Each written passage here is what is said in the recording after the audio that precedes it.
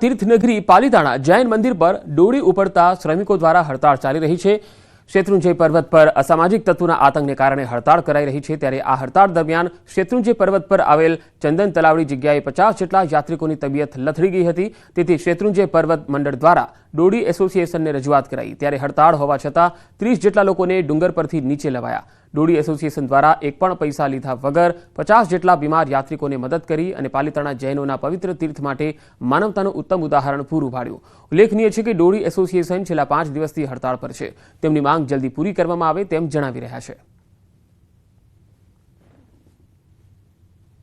પોતે જઈ અને ત્યાં કામગીરી શરૂ કરી અને તેને પૂરી પાડી અમે વ્યવસ્થા।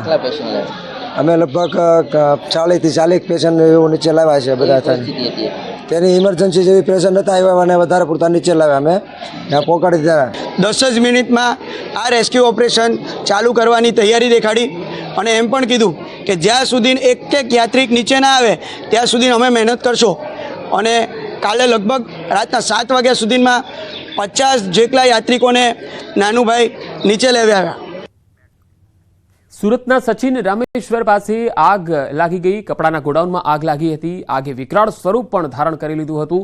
ફાયર વિભાગે મેજર કોલ જાહેર કર્યો હતો। આગ કાબૂમાં આવી ગઈ છે। હાલ કુલિંગનું કામકાજ ચાલી રહ્યું છે, પરંતુ જ્યારે આગ લાગી હતી ત્યારે કેવા દ્રશ્યો હતા એ તમે તસવીરોમાં જોઈ શકો છો।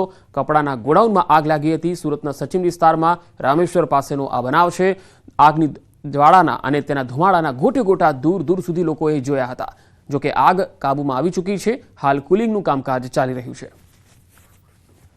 તો સુરતના સચિન વિસ્તારનો આ બનાવ, કપડાના ગોડાઉનમાં આગ લાગી હતી અને આ આગ એટલી વિકરાળ હતી કે મેજર કોલ જાહેર કરવામાં આવ્યો હતો અને ફાયર બ્રિગેડે સતત પાણીનો મારો ચલાવી અને ભારે જહેમતે આગ પર કાબુ મેળવી લીધો હતો। હાલ કુલિંગનું કામકાજ ચાલી રહ્યું છે।